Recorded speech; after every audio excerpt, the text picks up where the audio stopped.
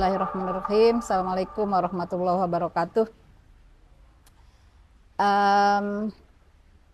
Terima kasih Mas untuk kesediaan menjadi narasumber di dalam podcast Ikatan Alumni Fakultas Usuluddin UIN Syarif Hidayatullah Jakarta, yang salah satu programnya adalah menggali, memelihara, dan membumikan ilmu-ilmu usuluddin, terutama di Indonesia ya. Ya. Nah, saya ingin bertanya kepada Mas Komar. Dulu Mas Komar dari alumni Fakultas Usuluddin ya, UIN Syarif Hidayatullah. Itu tahun berapa tuh Mas? Tahun berapa? Aku tamat tahun 81, 4 tahun. Jadi 78, ya. 78 masuk ke Fakultas Ya. Usuluddin waktu itu ya. Ya. Kenapa Mas Komar itu masuk ke Fakultas Usuluddin? Latar belakangnya seperti apa? Ya, oke, makasih. Masih Neng. Ya, pertama saya senang ya forum ini kita menyapa kawan-kawan mahasiswa, alumni, dosen, komunitas Usuluddin. Ini satu acara silaturahmi jarak jauh, ini bagus acara ini. Acara ini bisa menggali berbagai pengalaman kawan-kawan yang masih kuliah maupun yang sudah tamat, maupun juga pemikiran bagaimana mengembangkan fakultas ke depan ya. Adapun pertanyaan Anda tadi, mengapa saya masuk ke situ, saya tertarik karena di Usuluddin waktu itu saya melihat dosen-dosennya itu banyak alumni-alumni tidak saja dari Timur Tengah, tapi dari Barat. Dengan demikian terjadi satu proses interaksi intelektual antara mereka yang studi di Indonesia, studi di Timur Tengah, studi di Barat. Itu membuka wawasan, itu bayangan saya begitu dan saya temukan begitu. Kedua, saya studi jurusan ilmu perbandingan agama. Nah, menarik bagi saya karena Indonesia ini plural. Karena plural, maka saya tertarik untuk mencoba berempati, mengapresiasi berbagai agama di Indonesia. Oleh karena itu, pilihan yang saya ambil studi perbandingan agama. Keduanya, untuk studi itu kan diperlukan suasana fakultas yang terbuka pikirannya, yang kaya pendekatan, dan itu saya temukan di Fakultas Usuluddin. Nah, apa manfaat yang Prof. Komar peroleh dari memilih jurusan perbandingan agama dalam perjalanan hidup kemudian ya? Tentu semua ilmu itu manfaat ya, apapun juga ya. Pengaruh yang ada pada saya dengan studi di situ, saya terbiasa untuk berpikir perspektif komparatif dengan agama lain. Di samping saya punya empati, saya punya komparasi, dan mendorong saya untuk membuka literatur lintas agama, juga pergaulan lintas agama, dan saya rasakan itu sangat membantu saya masuki pergaulan yang lebih plural dan global. Dunia ini kan semakin plural dan global. Dengan modal di Fakultas Usuluddin itu, saya merasa tidak begitu canggung rasanya. Saat Prof. Komar jadi mahasiswa, siapa dosen yang punya keahlian di dalam subjek perbandingan agama itu? Ya, waktu itu pendekatan perbandingan agama, sebagian dosen itu cenderung semangatnya itu membela satu agama dengan menjelekan yang lain. Tapi sekarang kesan saya sudah lebih terbuka ya.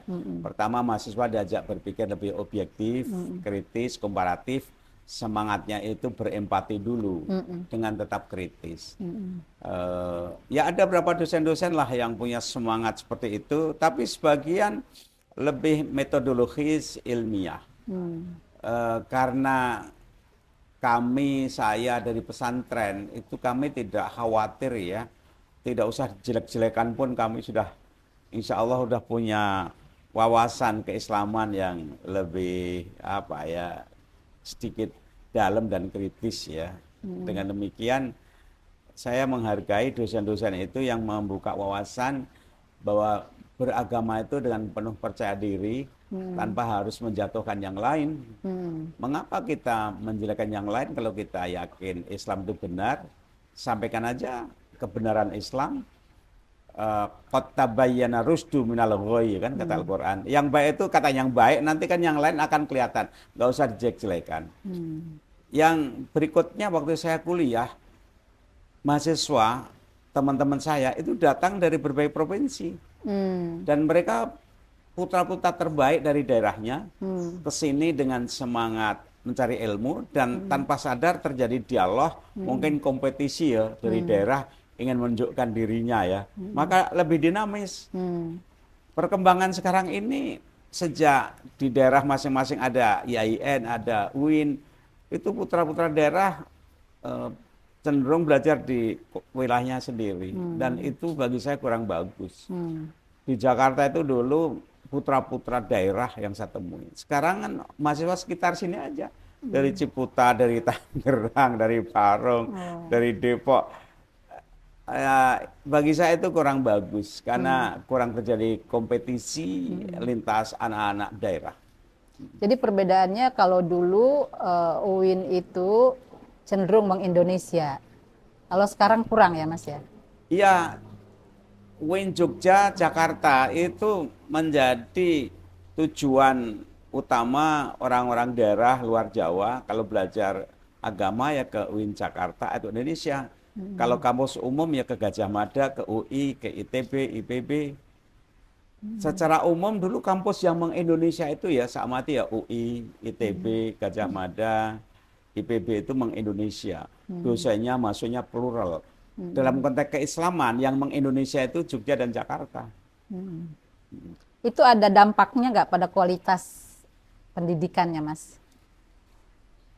Ya saya rasa ada ya, karena mereka kan punya tanggung jawab moral, ditunggu orang tuanya, putra daerahnya, dan bergulat dengan atau mungkin ya punya akses dengan dinamika pemikiran di Jakarta. Ada orang yang ke sini tapi hanya di Ciputat, jadi mereka tidak ke Jakarta. Gitu. Padahal dinamika yang ada itu kan Jakartanya.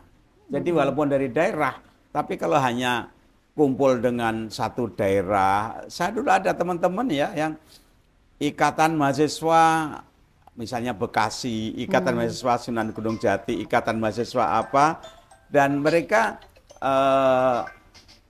kosnya satu daerah saja. Ya mungkin itu nyaman ya. Tapi sisi lain saya amati mereka yang seperti itu agak canggung nanti kalau masuk pergaulan nasional. Karena hanya pindah tempat tinggal aja. Nah yang sekarang putra-putra setempat kurang terjadi gesekan. Hanya saja waktu itu kan saya juga aktif di ekstrakurikuler. Di Indonesia, di Jakarta ya, di Ciputat itu ada HMI, MPMI itu bagus. Karena di sana terjadi pergaulan lintas. Tapi sekarang dengan mahasiswa yang relatif homogen, dinamika intelektualnya mungkin saja berkurang. Ya. Jadi organisasi ekstra membantu ya, membantu kepada skill intelektual dan mungkin skill kepemimpinan ya. Ya, satu saat itu bisa kita bahas khusus ya. Bagaimana peran organisasi ekstra untuk mahasiswa itu satu saat mungkin itu kita topik yang menarik kita bahas khusus. Nah, kalau saya melihat di generasi Mas Komar itu banyak yang alumni perbandingan agama ya, banyak yang menjadi skolar yang ternama, pemimpin nasional yang ternama. Di antaranya Mas Komar, ada Prof. Din Samsudin, ada Bahtiar Effendi gitu ya. Nah, kalau sekarang menurut Mas Komar itu bagaimana ya kualitas dari terutama dari Fakultas Usuluddin ya? yang dicermati. Iya, iya. Ada satu topik yang relevan untuk bahas itu, yaitu pengaruh peranan Prof. Harun Nasution.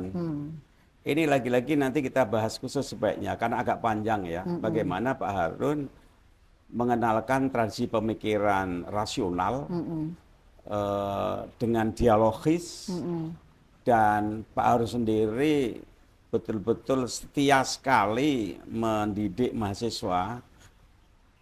Dalam waktu hanya 10 tahun Pak Harun Nasution itu bisa mempengaruhi alam pikiran pendekatan mahasiswanya, sehingga anak-anak itu, kawan-kawan saya, terdorong untuk maju studi ke luar negeri tanpa harus membawa sikap prejudis beragama dan penuh percaya diri. Nah, ini bagaimana membangun mental sikap beragama dan percaya diri, beragama tidak marah-marah. Ini satu tema yang perlu kita bahas, khusus bagaimana Fakultas Usuluddin, bagaimana UIN itu menampilkan keislaman yang percaya diri, bukan yang rendah diri, bukan yang marah-marah, gitu, tapi keislaman yang melimpah. Jadi kalau toh teman-teman saya tampil itu tidak bisa dipisahkan di samping fakultasnya, tapi juga kita bisa kaji faktor-faktor apa saja yang membuat mereka seperti itu. Kira-kira apa menurut Mas Komar faktor-faktornya apa kira-kira yang berkontribusi terhadap terbentuknya alumni ya, alumni orang-orang yang secara kesarjanaan berkualitas, berdampak kepemimpinannya di tingkat nasional, itu apa kira-kira yang berkontribusi? Ya, itu panjang lebar ya jawabannya. Tapi saya ingin ngasih satu aspek saja, bahwa mereka yang ke sini itu kan memang datang dari pendidikan yang bagus-bagus sebelumnya. Jadi tidak semata karena produk IAIN, karena produk sebelumnya ada bagus-bagus. Sekarang pertanyaannya, mereka yang ke sini itu datang dari madrasah, aliyah, pesantren, putra yang terbaik-baik, tidak. Dan itu berpengaruh. Ibarat tanah itu kan sudah subur. Nanti ketika ada ide-ide, benih-benih, itu akan subur. Tapi kalau mereka datang ke sini, ibarat tanah itu tidak gembur. Walaupun ketemu dosen bagus, juga pohon itu nggak akan subur. Saya sepakat ya dengan dulu tuh seleksinya IAIN itu ketat sekali ya. Di zaman saya saja itu dari misalnya 5.000 mahasiswa yang daftar gitu, yang diterima hanya 1.000 gitu. Itu pun juga kurang. Betapa seleksi itu ketat sekali gitu ya, kayak begitu. Nah, Mas Komar melihat, ini saya pertanyaannya, apakah seleksi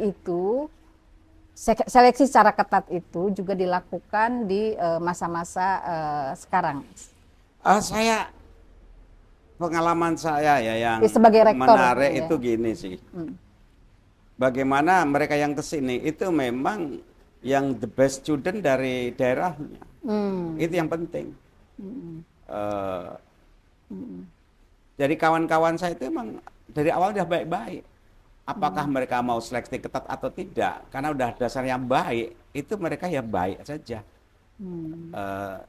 Jadi sekarang ini mungkin harus jemput bola, UIN itu mencari mahasiswa yang bagus-bagus di berbagai lembaga. Kalau perlu mereka dikasih beasiswa, kasih keringanan, agar yang terjaring itu memang dari 100% mahasiswa baru bisa dapat 15% yang bagus-bagus saja.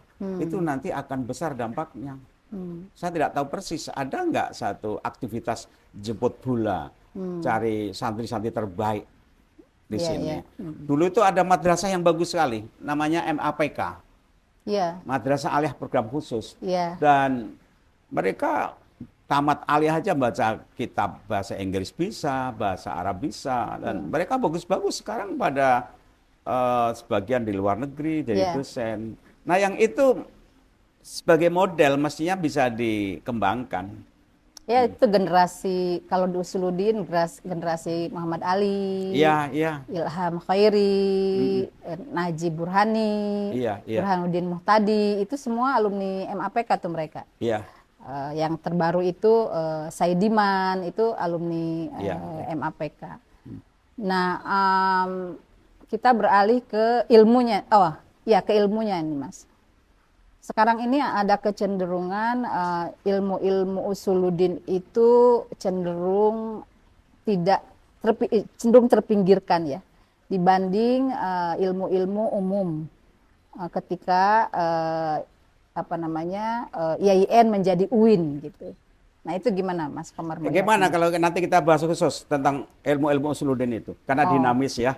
Jadi sekarang fokus sementara pengalaman saya waktu itu, nanti baru kita beralih ke ilmu usuluddin.